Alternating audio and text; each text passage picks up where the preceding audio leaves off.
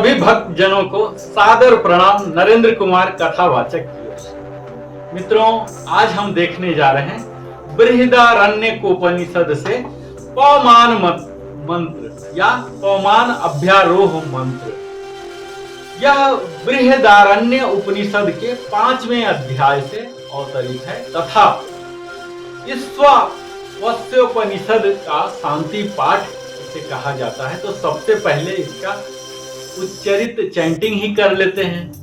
ओम पूर्णमदः पूर्णमिदं पूर्णात् पूर्णमुदच्यते पूर्णस्य पूर्णमादाय पूर्णमेवावशिष्यते। ओम शांति शांति शांति। अर्थ यह होता है कि वह परम ब्रह्म पुरुषोत्तम परमात्मा सभी प्रकार से पूर्ण है। वह जगत भी पूर्ण है क्योंकि यह पूर्ण उस पूर्ण पुरुषोत्तम से ही उत्पन्न हुआ है। इस प्रकार परम ब्रह्म की पूर्णता से जगत पूर्ण होने पर भी वह परम ब्रह्म परिपूर्ण है। उस पूर्ण में से पूर्ण को निकाल देने पर भी वह पूर्ण ही शेष रह जाता है। त्रिविध ताप की शांति अर्थात पूर्ण शांति। यहाँ पूर्ण से पूर्ण निकाल देने पर भी पूर्ण बचना आपको थोड़ा सा अजीब लग सकता है मित्रों, लेकिन यहाँ पूर्ण का तात्पर्य प्रथम है अनंत या अथाह से, या दूसरा गुणात्मक तात्पर्य है अनंत घटाव अनंत।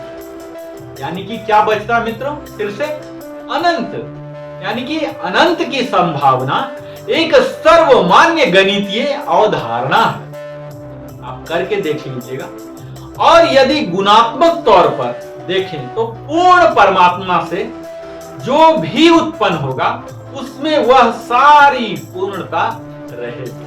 अगर पूर्ण इस मंत्र का अर्थ देखा जाए, व्याख्या किया जाए, तो वह जो परम ब्रह्म दिखाई नहीं देता है वह अनंत और पूर्ण है, क्योंकि पूर्ण से पूर्ण की ही उत्पत्ति होती है। यह दृश्यमान जगत भी अनंत है। उस अनंत से विश्व बहिर्गत हुआ। यह अनंत विश्व उस अनंत से बहिर्गत होने पर भी अनंत ही रह गया। इसे विस्तृत में जानने के लिए मैं एक कहानी प्रस्तुत करना चाहूंगा मित्रों। किसी एक जंगल में एक योगी नित्यानंद रहते थे। योगी नित्यानंद काफी वृद्ध हो चले थे। वहां उस समय कुछ ही लोग रहते थे। जंगल होने की वजह से वहां शेर, चीता, हाथी वहां आ जाते थे। वहां के योगाभ्यासी शिष्य प्रतिदिन गुरुजी के लिए फल लाया करते थे। एक दिन वह शिष्य गुरुजी के लिए फल तोड़ने के लिए वृक्ष पर चढ़ने लगे और वहां गुरुजी नित्यानंद भी मौजूद थे। उस पेड़ पर एक बड़ा ही मधुमक्खी का छत्ता था और पेड़ हिलने से मधुमक्खी उड़ने लगी। शिष्य ने चिल्लाकर गुरुजी को पेड़ से दूर जाने का आग्रह करते हुए कहा कि दूर चले जाइए, नहीं तो मक्खियां आपको काट लेगी। लेकिन दूर जाना तो दूर रहा, वह योगी नित्यानंद मक्खी के पास जाकर कुछ बोलने लगे। शिष्य जब फल तोड़कर पास आया, देखा कि मक्खियां शांत होकर दूर चली गई थी। शिष्य ने पूछा कि गुरुजी, आप मधुमक्खियों से कैसे बच गए? कौन सा मंत्र आपने पढ़ा? हम सबको भी बताइए। गुरुजी बोले कि पेड़ पर चढ़ो और चढ़ते रहो और फिर मंत्रोपदेश करूंगा। तब शिष्य पेड़ पर चढ़ने लगा। गुरुजी ने मंत्रोपदेश देना प्रारंभ करने लगे कि अंतरात्मा से मैं योग क्रिया कर रहा हूं। हे मधुमक्खियों, मैं तुम्हारा कोई अहित नहीं करूंगा, तुम भी मेरा अपकार नहीं करना। शिष्य ने कहा, यह तो मंत्र नहीं है। गुरुजी ने कहा कि तुम निष्कपट यह मधुमक्खियों से धीरे से बोल कर देखो। हिंदी की भाषा वो समझती है, केवल दिल खोलकर वार्तालाप करो।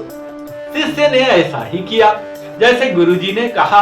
आश्चर्य की बात है कि वो मधुमक्खियों ने उसकी भाषा को समझते हुए कोई अपकार नहीं किया और शांत हो गई। उनके तथा उनके अंदर एक ही आत्मा का निवास है, इसे जानना चाहिए। भलाई की बात सोचना ही महामंत्र है। नकारात्मक सोच हम न सोचें तो सदैव हमारा मंत्र फलीभूत होगा।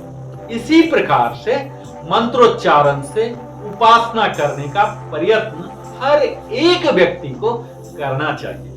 पुराणों में हिंदू इतिहास की शुरुआत सृष्टि उत्पत्ति से मानी जाती है। ऐसा कहना कि यहां से शुरुआत हुई यह शायद उचित ना होगा।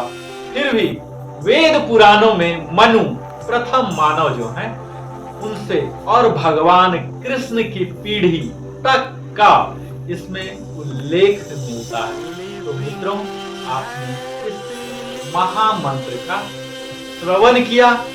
अब आप मनन कीजिए, चिंतन कीजिए और फिर आचरण में भी लाइए। और वही तो अंततः लक्ष्य होना चाहिए। हमारे साथ बने रहने के लिए नरेंद्र कुमार की ओर से सप्रेम धन्यवाद।